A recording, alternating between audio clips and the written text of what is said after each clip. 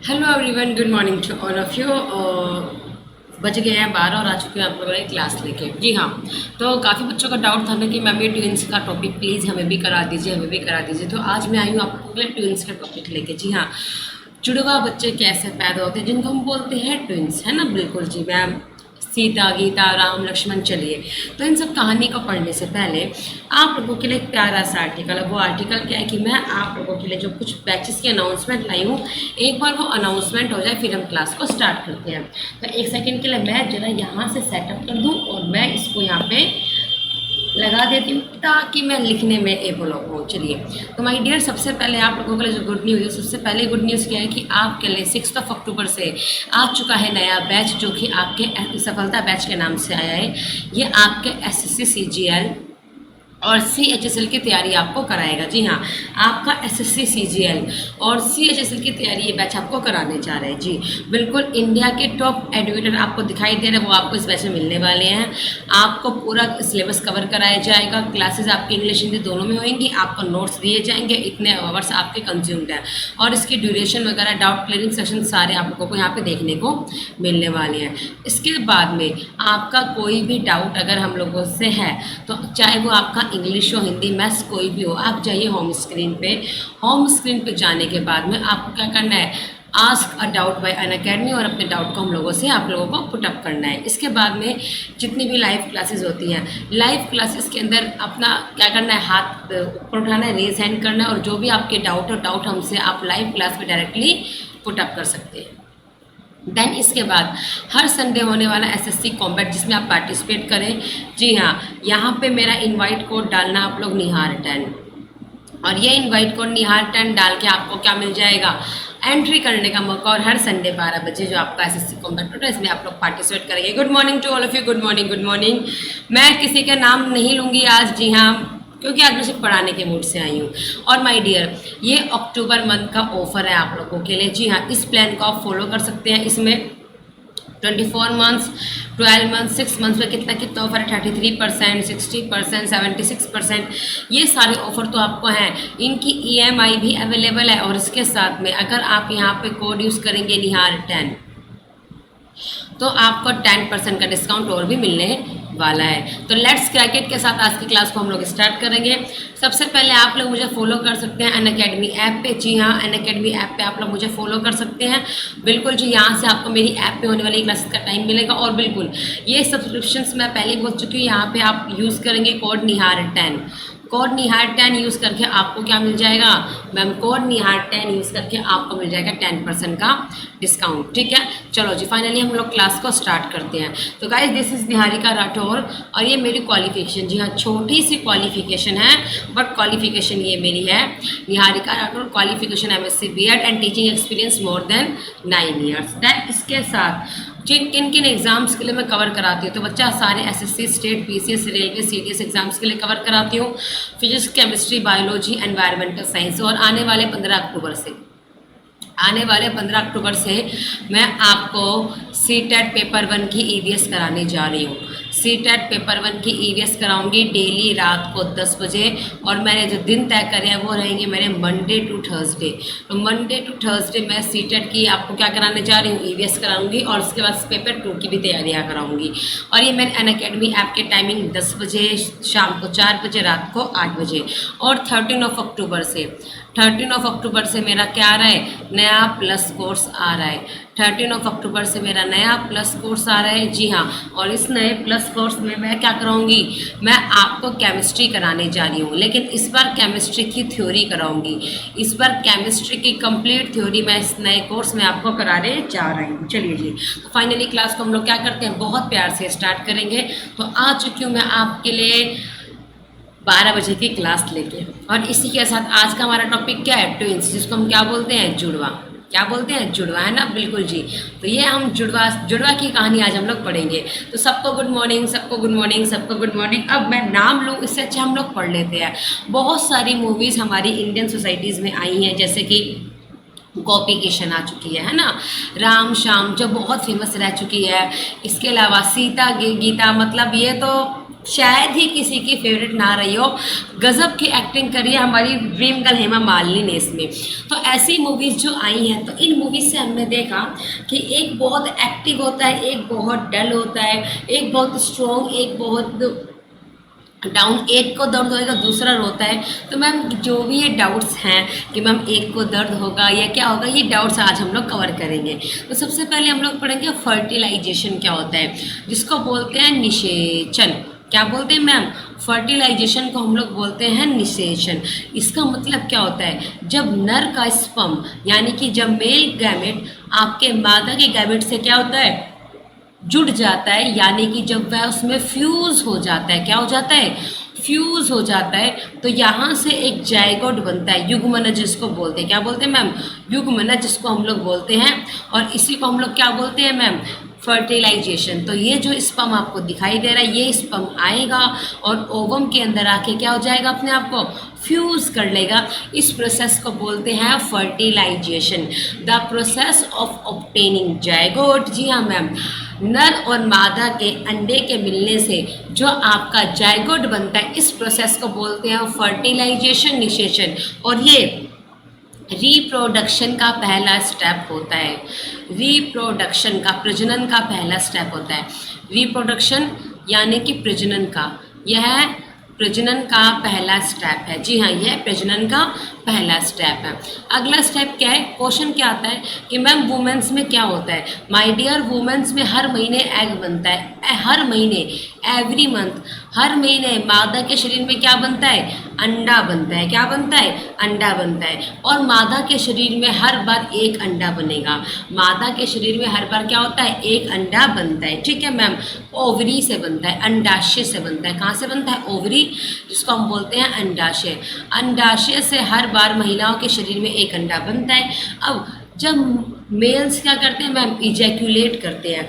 जब मेल्स इजैक्यूलेट करते हैं तो उनमें नहीं होता, उनमें लाखों करोड़ों स्पर्म पाए जाते हैं। जब मेल इजैक्यूलेट करेंगे, जब फीमेल इजैक्यूलेट करती हैं तो उनके शरीर में एक ही अंडा बनता है। लेकिन जब पुरुष इजैक्यूलेट करते हैं तो उनके शरीर में कई सारे स्पर्म एक साथ बनते हैं। तो पहला आर्टिकल आप लोग प्लीज़, मैम ये स्पर्म क्या होता है? ओवरी। तो ओवरी फीमेल्स के अंदर पाया जाएगा जहाँ से अंडा निकलता है। स्पर्म वो पुरुष के अंदर पाए जाने वाला वो मटेरियल जिससे एक बच्चा बनता है। ठीक है, तो मैंने आपको ये बोला कि जब मेल इजैक्यूलेट करेंगे तो क्या होता है मैम? उनमें से लाखों करोड़ों स्पर्म्स बाहर निकलते हैं। हम कहते नहीं है, हमने देखी है 3 इडियट। हमने क्या देखी है? 3 इडियट। तो 3 इडियट में एक डायलॉग है कि लाखों की करोड़ों की स्पर्म की रेस में जाके हम लोग दुनिया में आते हैं। ये बात बिल्कुल सही है। ये लाखों स्पर्म क्या करते हैं? रेस लगाते हैं, और जो स्पर्म सबसे पहले जाएगा वही क्या होता है? बच्चा बनाने में सक्षम होता है। लेकिन आपने क्या कभी ये सोचा है कि जो बच्चे होते हैं स्पर्म से मिलकर कैसे बनते हैं? जी हाँ, क्या कभी आपने सोचा है कि स्पर्म से मिलकर जो बच्चा बनेगा तो कितने स्पर्म बच्चे को बनाएंगे? मैम लाखों स्पर्म बच्चे को बनाएंगे। एक स्पर्म बनाएगा, 2 स्पर्म बनाएंगे। चलिए, तो आपकी इस डाउट को आज हम क्या करेंगे? दूर करेंगे कि कितने स्पर्म बनाते हैं। बहुत सारे डाउट रहते हैं माइंड में। मैंने पहले ही बताया, जो आपकी ह्यूमन बॉडी है वो अपने आप में एक एडवेंचर है। Your human body is a adventure. हमारी बॉडी में इतने प्रोसेसेस है कि शायद हम कभी जान ही नहीं पाएंगे, लेकिन एक ऐसा प्रोसेस जो आपके लिए बहुत ज़रूरी है वो आज आपकी मैम लेके आई है, जुड़वा बच्चे, है ना? बिल्कुल जी, गाना नहीं है फेमस, टन टन टन टन टन तारा बल। चलिए, तो गाने के साथ इस क्लास को आगे कंटिन्यू हम लोग करते हैं। जब भी निकलते हैं लाखों स्पर्म निकलते हैं। जब भी पुरुषों के अंदर से निकलेंगे, जब पुरुषों के टेस्टिस से निकलते हैं, टेस्टिस, जब पुरुष के टेस्टिस, इसको बोलते हैं male reproductive organ, male reproductive organ, नर प्रजनन अंग। तो नर प्रजनन अंग से लाखों या फिर आप बोल सकते हैं मैम मिलियन स्पर्म्स निकलते हैं।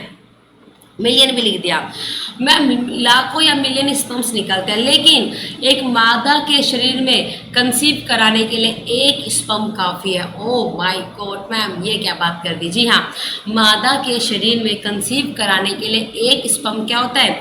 काफ़ी है। तभी तो कहा गया है कि दुनिया में आने के लिए लाखों स्पर्म की रेस को क्या करना पड़ता है, जीतना पड़ता है। और हम क्या कहते हैं, मेरा बच्चा लाखों में एक है, क्योंकि लाखों की भीड़ में जो होके स्पर्म क्या करता है, बच्चा बना पाता है।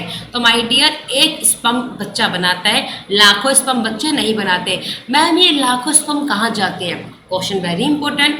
अगर एक स्पर्म बच्चा बनाएगा तो मादा के शरीर के अंदर तो लाखों स्पर्म चले गए, तो ये लाखों स्पर्म कहाँ जाएंगे, इनका क्या होगा, कैसे होगा। चलिए कहानी को आगे लेके चलते हैं। उम्मीद करूंगी आपको लगेगा कि जैसे आप टीवी के अंदर बैठ के बस कोई कहानी सुन रहे हैं और वो कहानी आपका माइंड में क्या हो जाएगी, सेट हो जाएगी।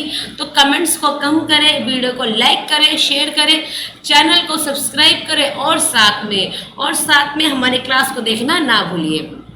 देखिए सबसे पहला क्वेश्चन, मादा के शरीर में इनिशिएशन कहाँ होता है, फैलोपियन ट्यूब में, जिसको बोलते हैं अंडवाहिनी। ये जो आपको ट्यूब दिखाई दे रही है, इस ट्यूब को बोलते हैं fallopian tube and this is ovary, जिसको हम बोलते हैं अंडाशय। तो ओवरी में से हर महीने क्या होता है, एक अंडा बाहर निकलता है। ओवरी में से हर महीने एक अंडा बाहर निकलता है।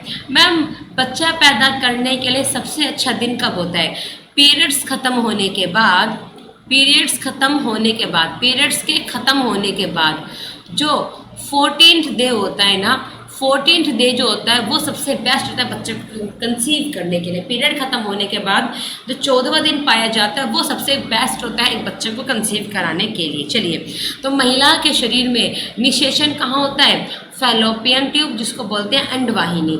एक स्पर्म यहाँ से, अगर ये वेजाइना है, अगर ये नारी की योनि है, तो योनि से फैलोपियन ट्यूब तक कितनी लंबी रेस एक स्पर्म लगाता है, 20 सेंटीमीटर की दौड़ लगाता है एक स्पर्म, और यही दौड़ लाखों स्पर्म लगाते हैं। तो बच्चा ये स्पर्म जो दौड़ लगाएंगे 20 सेंटीमीटर की, ये इनके लिए 20 सेंटीमीटर, लेकिन अगर हम नापे तो कम से कम 500 मीटर की रेस हो जाती है इनके लिए, क्योंकि बहुत मुश्किल है पनघट की डगर, है ना, वही काम हो जाता है। तो स्पर्म की जो रेस होती है वो मादा के शरीर में लगभग 20 सेंटीमीटर, जो हम आम इंसानों के लिए 500 मीटर की पाई जाती है। जब ये मादा के शरीर में जाएंगे तो इतनी लंबी रेस इनको लगानी पड़ती है। जब वेजाइना के अंदर स्पर्म जाएंगे तो बहुत से स्पर्म जो होते हैं, बहुत से शुक्राणु, उनको क्या बोलते हैं मैम, शुक्राणु बोल सकती हूँ, जी हाँ मैम शुक्राणु बोल दीजिए। तो बहुत से शुक्राणु जो होते हैं वो योनि के अंदर ही मर जाते हैं। मैम योनि में ऐसा क्या है कि योनि के अंदर मर जाएंगे, क्योंकि जो मादा की वेजाइना होती है उसमें लैक्टिक एसिड पाया जाता है, यानी कि आपकी वेजाइना एसिडिक होती है, और जिससे क्या होता है, इसमें जाने वाले आपके स्पर्म मर जाएंगे, क्योंकि वो बाहरी मटेरियल होता है और बाहरी मटेरियल को मारना ही इस एसिड का काम होता है। और इस एसिड का पीएच मान कितना होता है, 3.4। आपकी मादाओं की योनि के अंदर, यानी कि फीमेल्स की वेजाइना के अंदर जो एसिड पाया जाता है उसका नाम है लैक्टिक एसिड, और इसके पीएच मान 3.4। ये एसिड क्यों पाया जाता है, बैक्टीरियल इन्फेक्शन से बचाने के लिए। बैक्टीरियल इन्फेक्शन, जी हाँ, महिलाओं को सबसे ज़्यादा इन्फेक्शन वेजाइना में बैक्टीरिया का होता है ना, इचिंग हो जाएगी, ड्राइनेस हो जाएगी, जलन होती है, दाने दाने हो जाएंगे, रेडनेस हो जाती है। तो उन इन्फेक्शन से बचाने के लिए लैक्टिक एसिड पाया जाता है, और पीरियड्स टाइम में ये बहुत ज़्यादा पाई जाती है। आगे देखते हैं मैम, इजैकुलेशन जो स्पर्म होता है, जो आपका इजैक्यूलेटेड स्पर्म होता है वो बहुत चिपचिपा होता है। जी हाँ, जो स्पर्म होता है, जब स्पर्म नर की बॉडी से बाहर आएगा वो बड़ा चिपचिपा पदार्थ का होता है। कैसा होता है, चिपचिपा होता है। लेकिन जैसे ही वो यूट्रस में जाएगा इसकी चिपचिपाहट क्या हो जाती है, खत्म हो जाती है। ये चिपचिपा होता है ताकि बॉडी में अंदर एंट्री ले सके, और एंट्री लेने के बाद इसकी चिपचिपाहट क्या हो जाती है, खत्म। अगर हम रिसर्च की बात करें तो अब तक हमको ये ज्ञात नहीं हुआ कि फैलोपियन ट्यूब स्पर्म को क्या कोई संदेश भेजती है कि आ जाओ, मैंने अंडा निकाल दिया, आके अंडे पे अटैक करो। तो अब तक ऐसी कोई रिसर्च नहीं की गई जिसमें हम इस चीज़ का ज्ञात कर सकें कि मैम ये जो फैलोपियन ट्यूब होती है, क्या ये स्पर्म को कोई संदेश देती है कि ओवा आ रहा है, आप आ जाइए। लेकिन ओवा क्या काम करते हैं, ओवा अपने अंदर से केमिकल को सीक्रेट करते हैं, और इस केमिकल को बोलते हैं मैम क्या, मैम प्रोस्टाग्लैंडिस। जी हाँ, इस केमिकल को हम लोग बोलते हैं प्रोस्टाग्लैंडिस, और ये प्रोस्टाग्लैंडिस सिग्नल प्रोड्यूस करेगा। क्या करेगा? सिग्नल देगा। किसको? मैम स्पर्म को। स्पर्म इस सिग्नल को देख के ओवम तक पहुंच जाते हैं। तो ओवम तक पहुंचने के लिए प्रोस्टाग्लैंडिस केमिकल हेल्प करता है किसकी? स्पर्म की।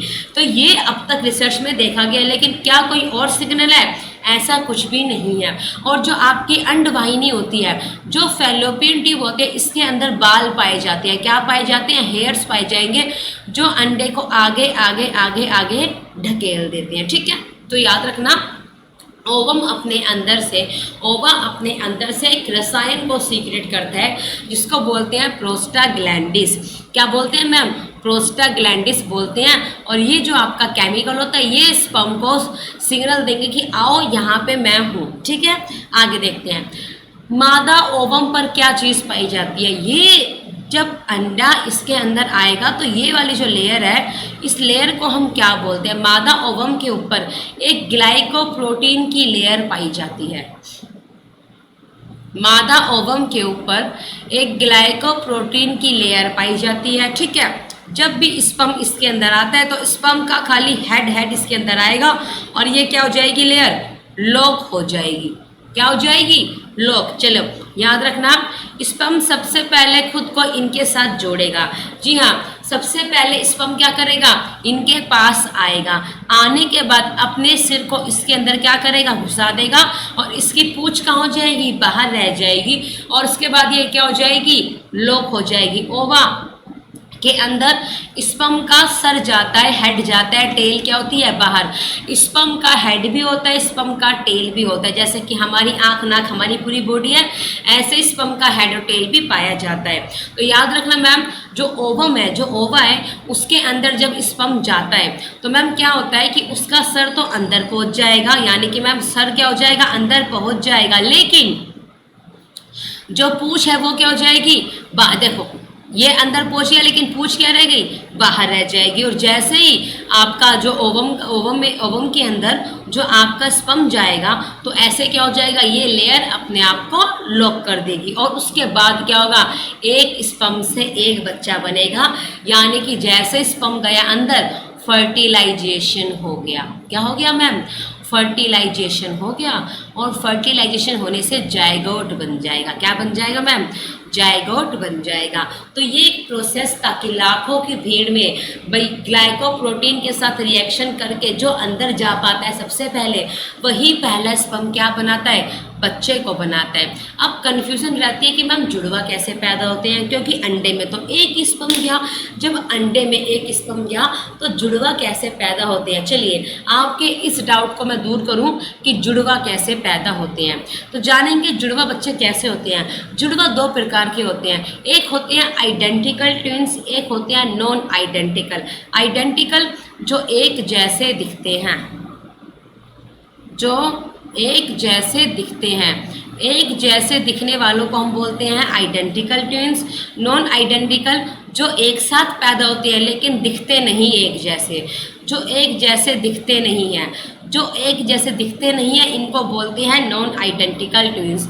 साइंस में इनको हम क्या बोलते हैं? आगे देखिए, ये देखिए, ये आइडेंटिकल ट्विंस दोनों एक जैसी, लेकिन इनके चेहरे दोनों के कैसे पाए गए हैं मैम? कहीं ना कहीं अलग अलग पाए गए हैं। तो सबसे पहले मैम आइडेंटिकल नॉन आइडेंटिकल दोनों अलग अलग होते हैं। साइंस में इसको बोलते हैं ट्विंस को फ्रैटर्नल। साइंस में ट्विंस को हम क्या बोलते हैं मैम? फ्रैटर्नल बोलते हैं। क्या बोलते हैं? फ्रैटर्नल। और ये जो आपके आइडेंटिकल नॉन आइडेंटिकल ट्विंस हैं, ये दो प्रकार के होते हैं। एक होता है मोनोजाइगोटिक, एक होता है डाई। डाई को बोलते हैं नॉन आइडेंटिकल। क्या बोलते हैं? Non identical. Non identical. Mono को बोलते हैं आइडेंटिकल। मैं कमेंट्स कम ले रही हूँ क्योंकि मेरा फोकस है कि मैं आपको आर्टिकल समझा दूँ। तो सबसे पहला इन दोनों में अंतर, एक सबसे बड़ा क्या होता है? सबसे बड़ा डिफरेंस इनमें क्या होता है मैम? वो होता है प्लेसेंटा का। किसका? प्लेसेंटा, जिसको बोलते हैं गर्भनाल।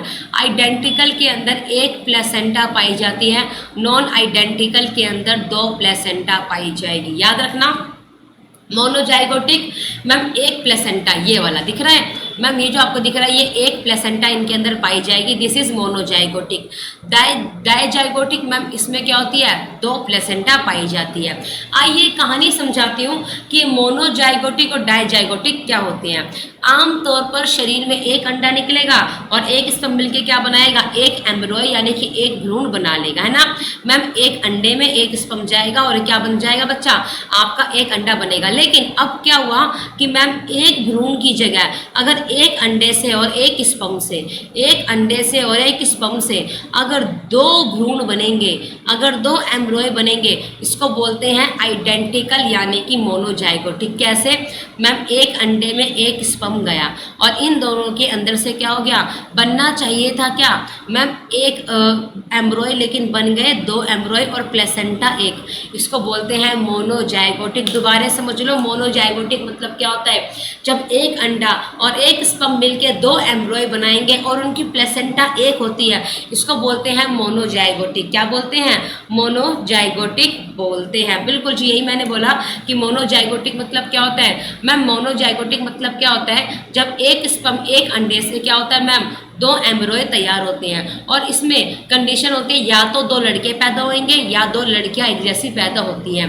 बच्चा मोनो मतलब होता है एक जैसे, है ना, तो या तो दो लड़के पैदा होंगे या दो लड़कियां पैदा होंगी, इसी को बोलते हैं मोनोजाइगोटिक। इनका डीएनए भी सेम होता है लेकिन इनके फिंगरप्रिंट्स कैसे होते हैं, अलग अलग होते हैं। इनका डीएनए सेम होता है लेकिन इनके फिंगरप्रिंट्स कैसे होते हैं, अलग अलग पाए जाते हैं। फिर आता है बच्चा आपका डायजाइगोटिक। फिर क्या आता है, डायजाइगोटिक। तो मैम डायजाइगोटिक की अगर हम लोग बात करेंगे तो यहाँ पे क्या चीज़ होती है, कभी कभी ऐसा होता है कि महिलाओं के शरीर में एक अंडे की जगह दो अंडे बन जाएंगे। कैसे, जब कोई महिला बड़ी उम्र में, जी हाँ, आफ्टर 30 या आफ्टर 35, आफ्टर 30, जब महिला 30 साल की उम्र के बाद कंसीव करेगी तो वह मेन्यूपोज की ओर जाती है। जी हाँ, मेन्यूपोज। जब एक महिला मेन्यूपोज की ओर जाने लग जाती है तो ऐसे में क्या होता है, उसके शरीर में कभी कभी हार्मोनल इम्बैलेंस होने से दो अंडे एक साथ निकल जाएंगे। अब दो अंडे को क्या चाहिए, दो स्पर्म की जरूरत पड़ेगी। तो जब दो अंडे से दो स्पर्म तैयार होते हैं, इनको बोलते हैं क्या, इनको बोलते हैं डायजाइगोटिक। ये अलग अलग होते हैं, इनकी प्लेसेंटा अलग अलग होती है, ये साथ पैदा होते हैं लेकिन ये जुड़वा नहीं होते। तो जुड़वा होते हैं बिल्कुल एक जैसे दिखने वाले। तो ट्विंस दो टाइप के होते हैं, एक मोनोजाइगोटिक और एक आपका डायजाइगोटिक।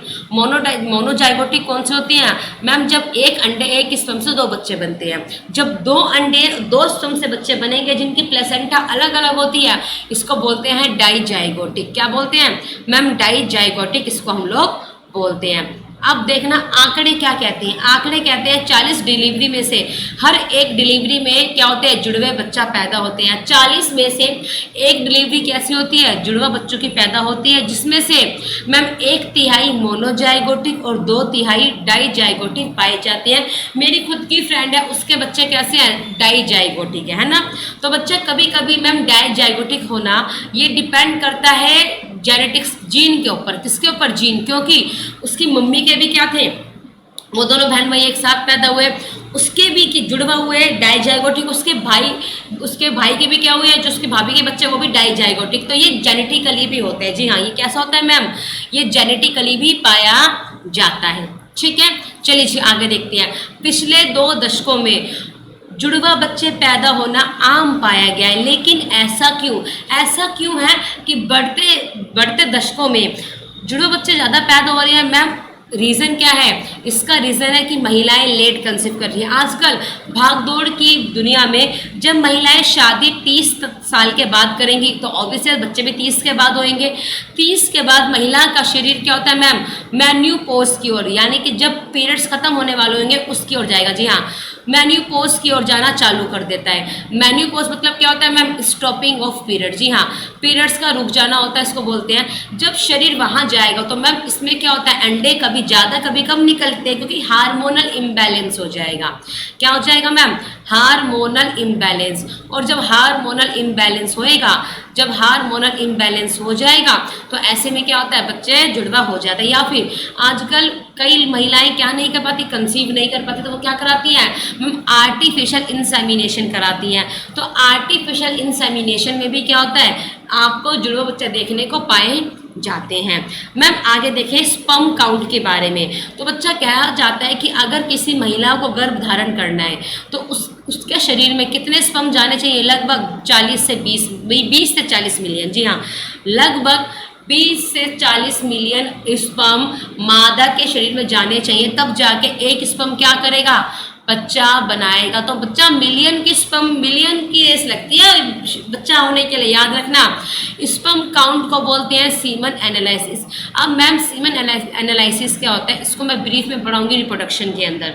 मैम ये जो सीमन कम हो जाता है, जी हाँ, पुरुषों में आजकल सीमन कम पाया जा रहा है। इसका रीज़न क्या है, स्मोक करना, ड्रिंकिंग एल्कोहल, स्ट्रेस लेना और अलग अलग प्रकार के प्रोटीन बिल्डर्स लेना या मेडिसिन लेना। तो इन सब से क्या होता है, इन सबसे सीमन काउंट क्या हो जाएगा, कम। अब मैम कितना सीमन होना चाहिए, सीमन कैसे बनता है, कई लोगों को यही पता कि सीमन कैसे बनता है। तो सीमन प्रोटीन से बनता है। अब ये प्रोटीन कैसे कैसे मिलेगा, तो इसकी कहानी को बढ़ाऊंगी मेल रिप्रोडक्टिव ऑर्गन में, मेल रिप्रोडक्टिव ऑर्गन के अंदर। जी हाँ, मेल रिप्रोडक्टिव ऑर्गन के अंदर इसको मैं पढ़ाऊंगी। अभी के लिए मैं आपको इतना ही समझाऊंगी। तो मैंने आपको बताया कि जुड़वा कैसे होते हैं, ठीक है, और मैंने शायद बेस्ट से बेस्ट आपको समझाने की कोशिश करी। तो प्लीज़ क्लास को लाइक करें, शेयर करें and don't forget to subscribe our channel. फिर से मज़ेदार टॉपिक्स के साथ, कुछ ऐसे टॉपिक जो आपको जानने बहुत ज़रूरी है, ऐसे इम्पोर्टेंट टॉपिक्स के साथ मैं आपकी क्लासेस को लाती रहूँगी। अभी के लिए don't forget to like and share, बिल्कुल लाइक लाइक लाइक दबा के लाइक ठोको। जय महाकाल के साथ आज की क्लास को मैं ओवर करूँगी और आपसे मुलाकात होगी। बिल्कुल जी हाँ, मुलाकात करूँगी मैं आप लोगों से, और मुलाकात करूँगी तो बहुत अच्छे से, कुछ मसालेदार, कुछ नए टॉपिक्स के साथ। और याद रखना डेली वाईफाई स्टडी पे, जी हाँ, डेली वाईफाई स्टडी पे मैं आती हूँ 12 बजे। वाईफाई स्टडी पे मैं आती हूँ 12 बजे आप लोगों से मिलने के लिए। तो आज हम लोगों ने पढ़ा ट्विंस। अगर किसी का कोई डाउट है कि मैम ये हो गया वो हो गया, मैम ऐसे कोई घबराहट वाली बात है या कोई भी बात है, तो आप टेंशन मत लो। आप मुझे वीडियो ओवर होने के बाद में डिस्क्रिप्शन बोर्ड में जो होता है, आप मुझे अपना क्वेश्चन डाल देना और जब मैं उस क्वेश्चन को रीड आउट करूँगी फिर मैं आपको उसका सॉल्यूशन दे दूँगी। तो इतना मैं आप लोगों के लिए कर सकती हूँ। तो उम्मीद करूँगी आपको ये क्लास पसंद आई होगी। अगर पसंद आई है तो प्लीज़ एक बार yes ma'am thumbs up yes ma'am लिख दीजिए, ताकि मुझे लगे कि मैंने इतने प्यार से आज आपको ट्विंस पढ़ाया।